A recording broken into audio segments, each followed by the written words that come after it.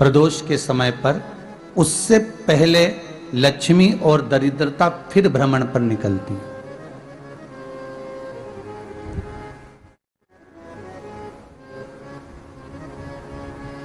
शिव भ्रमण कर कर जब वापिस आ जाते हैं, हिंदू धर्म में पीपल के वृक्ष की जो गणना वराह पुराण में करी गई है, 4 बजे से 7 बजे तक शिव के भ्रमण का समय बताया है शाम को। तो 7 बजे से लेकर फिर रात्रि 9 बजे तक लक्ष्मी और दरिद्रता फिर भ्रमण पर जाती है। इनका एक समय निश्चित है महाराज। भ्रमण कर कर आ जाना। अब इस बीच में जब लक्ष्मी और दरिद्रता दोनों निकल कर जा रही हैं, तो दोनों एक भाव रख कर जाती हैं कि आज हमको कहां प्रवेश करना।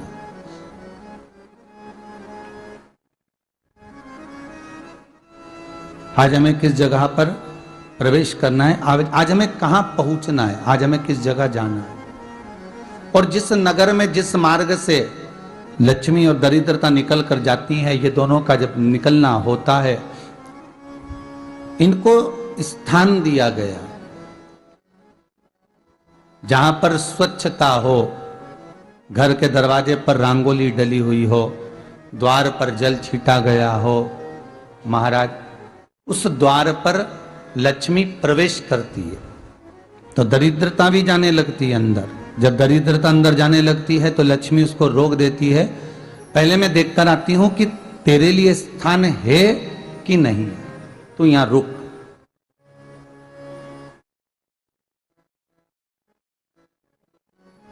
कुछ देर तक दरिद्रता बाहर खड़ी रहती है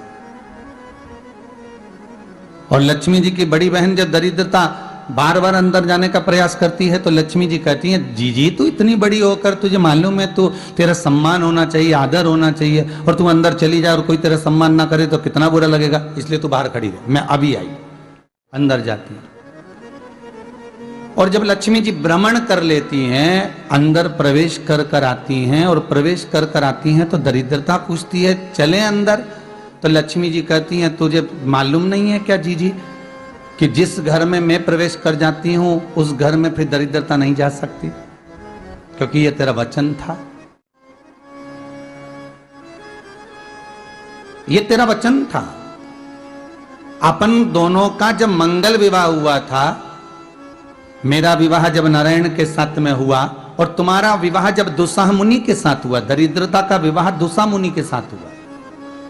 जब अपना दोनों का विवाह हुआ था तो अपन दोनों ने एक वादा करा था कि जिस घर में लक्ष्मी प्रवेश कर जाएगी उस दिन फिर दरिद्रता नहीं जाएगी, और जिस घर में दरिद्रता प्रवेश कर जाएगी उस घर में फिर लक्ष्मी नहीं जाएगी।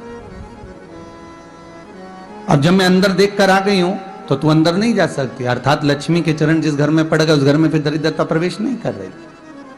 चलते चलते फिर दरिद्रता ने देखा और लक्ष्मी जी इसको लेकर गई और लक्ष्मी जी ने देखा कि इसके दरवाजे पर जल नहीं छीटा गया, इसके दरवाजे पर ना रंगोली डली है, इसका द्वार साफ नहीं हुआ है,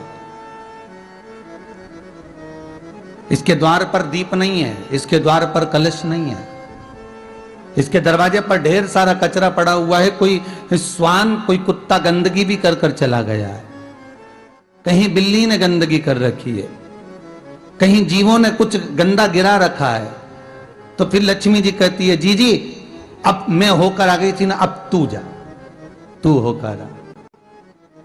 और दरिद्रता प्रवेश करती है तो अंदर जाकर क्या देखती है दरिद्रता कि इतनी सवेरे से मैं घूमने इनके दरवाजे पर आई और ये तो सब चादर तान के चकाचक गुर्राटा भर भर कर सो रहे हैं। तो दरिद्रता कह देती है, तुम्हारा भाग्य ही बेकार है, तुम्हें क्या करूं, तुम ऐसे ही सोते रहो। और दरिद्रता गुस्से में बाहर निकल कर आती है, लक्ष्मी से कहती है, लक्ष्मी तू इसके घर में जाना ही मत ही। तो दरिद्रता को कहती है, जी तेरी बात नहीं मानूंगी क्या मैं? लक्ष्मी जी बोली, मैं तेरी बात नहीं मानूंगी, बिल्कुल नहीं जाऊंगी इसके घर में, तू चिंता मत कर, चल आगे चले। फिर आगे बढ़े। ये लक्ष्मी और दरिद्रता का प्रवेश है। आपके घर का द्वार आपके घर का दरवाजा। फिर निवेदन करूंगा एक बहुत सुंदर बात, हमें महाराष्ट्र से सीखना चाहिए, हमें साउथ से सीखना चाहिए, दक्षिण से। जिस समय पर भक्ति देवी यमुना जी के घाट पर रो रही थी अपने पुत्र ज्ञान और वैराग्य को गोदी में लेकर, समय देवऋषि नारद ने एक प्रश्न किया था कि तुम कहां पर पोषित हुई हो, तुम्हें ऊर्जा कहां से प्राप्त हुई? तो कहा मैं गुजरात से तो चली हूं।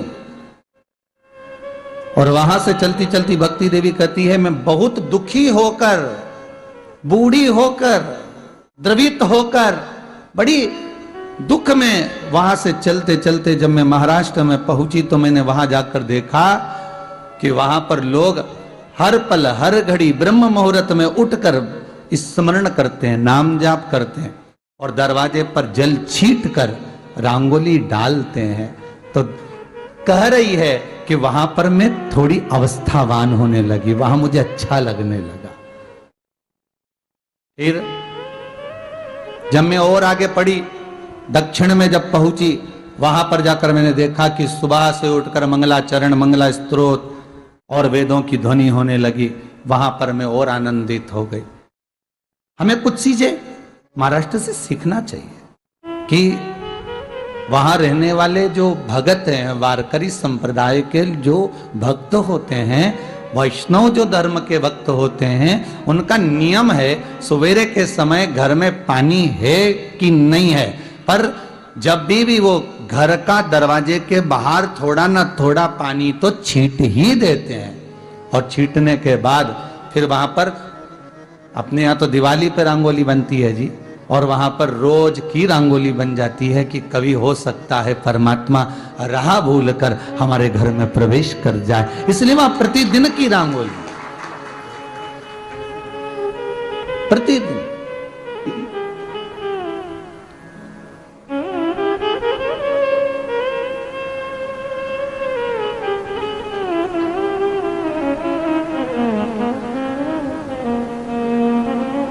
हमें सीखना चाहिए थोड़ा सा।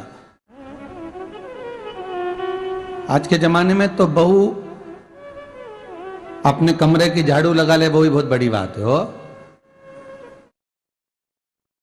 खड़ी खड़ी बहू ये देखती रहेगी कि नौकरानी सही से झाड़ू लगा रही, वहां से लगा के लाओ, इधर से हेड के ले जाओ, वहां से कचरा सोरो, वहां से पोछा लगाओ। खड़ी रहेगी, उंगली से बताती रहेगी, पर इतना नहीं बनेगा कि सेविका से, नौकरानी से, दासी से कह दे कि तू मम्मी पापा के कमरे की लगा ले, मैं मेरे कमरे की लगा लूंगी, तू जा उधर। थोड़ा दया का भाव अगर होता तो उसके मन में भी आता कि मेरी बड़ी सेठानी तो अपनी जगह पर है, पर छोटी तो सेठानी की भी बड़ी सेठानी है जो मुझ पर करुणा करती रहती है। पर बड़ी तो कहे कि बेटा रहने दे, तू उधर ले जा, जब भाभी के कमरे में देख ले जा, उसके बच्चों का बड़ा फैलारा रहता ना, तो उधर देख ले जा, तो जरा उधर मां उधर भेज रही है।